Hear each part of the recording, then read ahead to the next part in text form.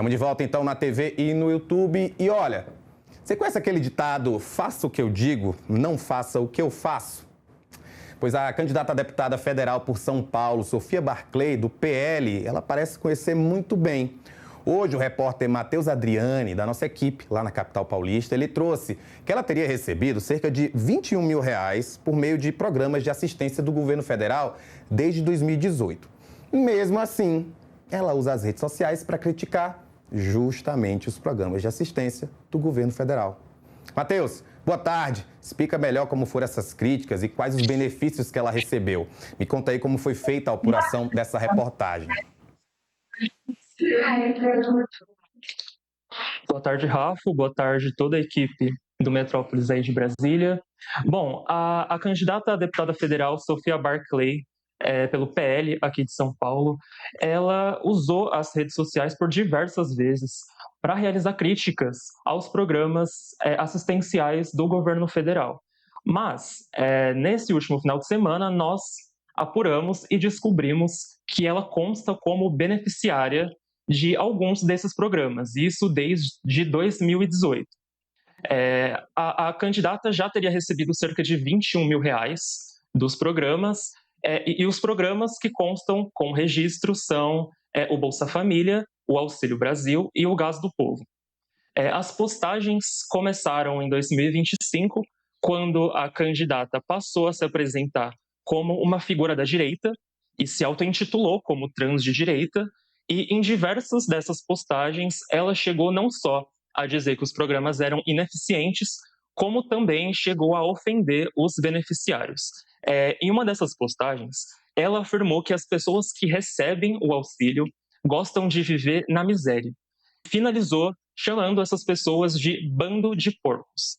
Para nossa surpresa, dias depois, ainda no mesmo mês, a Barclay recebeu cerca de R$600 do Bolsa Família. Em um outro vídeo postado nesse ano, em julho, um vídeo mais recente, ela chegou a questionar um outro programa do governo, que seria o Gás do Povo, dizendo que o programa era como uma cortina de fumaça para o aumento dos impostos. Para nossa surpresa, neste ano, em março, a Sofia também recebeu o auxílio, mais ou menos R$100. Então a dinâmica ela era sempre a mesma. Ao mesmo tempo que ela costumava criticar esses auxílios, ela também recebia deles. Antes da gente seguir para a próxima pergunta, porque eu quero saber mais coisas em relação a essa matéria, você publicou um vídeo da Sofia fazendo essas reclamações. Vou pedir para a gente colocar para entender melhor como eram essas inserções que a Sofia fazia em relação aos benefícios do governo federal. Vamos ver. Sabe esses que recebem Bolsa Família à toa? Vai ser cortado também e vão mandar emprego, vaga de emprego para esse povo, que é isso que eles estão precisando. Estão com tempo demais, estão precisando de um emprego.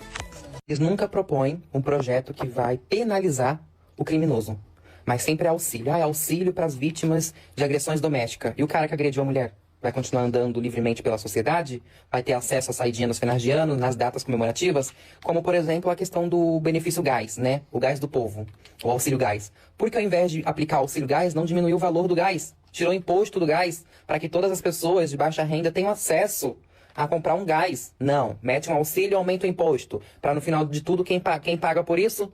O próprio povo. O próprio povo trabalhador paga. Matheus, óbvio, vocês procuraram a Sofia. Como é que foi a manifestação dela? Como é que foi essa justificativa para recebimento desses benefícios diante desse histórico? Bom, a gente procurou a assessoria da Sofia, que disse que ela não é contrária aos programas de assistência social. Ela é contrária, segundo a assessoria, pessoas que recebem esses auxílios durante muito tempo. A justificativa para o recebimento, segundo a assessoria, é que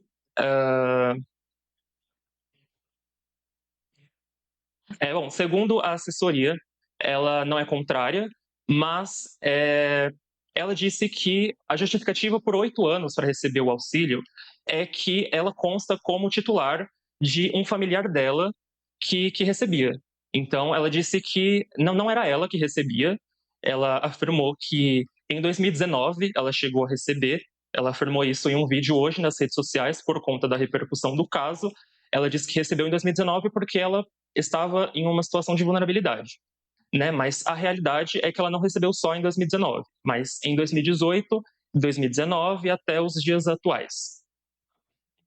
Matheus, chama atenção, né? Você, no caso a Sofia, né? Fazer essas críticas e, na justificativa para essas críticas, alegar de que, naquele momento, estava sofrendo passando por uma situação de vulnerabilidade, que, no fim das contas, é a intenção de programas de assistência do governo federal, independentemente aí de partido. Não vou falando de governo Lula, governo Bolsonaro, falando desses assuntos como um todo. E a gente se pergunta, né, como é que esse discurso ele vai se encaixar, mas que bom que você trouxe a matéria aí pra gente aqui no Metrópolis.com, na nossa equipe de São Paulo. Qualquer novidade, por favor, volta com a gente para trazer mais assuntos relacionados aqui no Agora Metrópolis. Imagina, Rafa, eu que agradeço e um grande abraço a todos vocês aí de Brasília. Vamos colocar mais um intervalozinho, pessoal? Coloca aí mais um intervalozinho para mim, porque a gente dá uma paradinha rápida na TV e continua no YouTube. Coloca pra gente o texto aí para trazer informação pro pessoal a respeito desse assunto no momento em que a gente tem essa pausa. Olha, a gente já noticiou aqui no Agora Metrópolis, né? Não é esse aí, pessoal, aquele lá. Nossa pausa.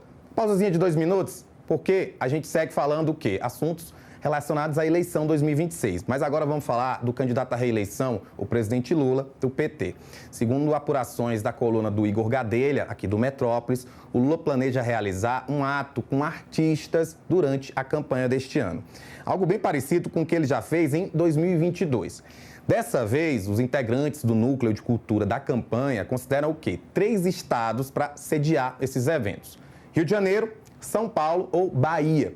Isso porque esses 3 estádios são grandes colégios eleitorais do país e concentram muitos artistas.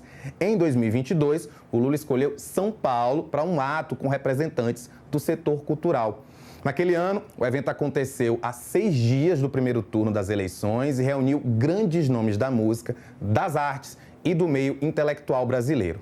Entre os presentes estavam os cantores Gilberto Gil, que já foi, inclusive, ministro de Cultura do governo Lula, Caetano Veloso, Chico Buarque e Daniela Mercury, além da filósofa Djamila Ribeiro e da historiadora Lília Schwartz. Segundo auxiliares de Lula, as datas para esse ato em 2026 ainda não foram definidas e, assim como em 2022, a primeira-dama Janja também está atuando na organização desses eventos. Aliados lembram que a campanha eleitoral é curta. Afinal, nesse período, o Lula pretende aí se dedicar à campanha apenas depois do expediente e nos finais de semana. Olha, vamos falar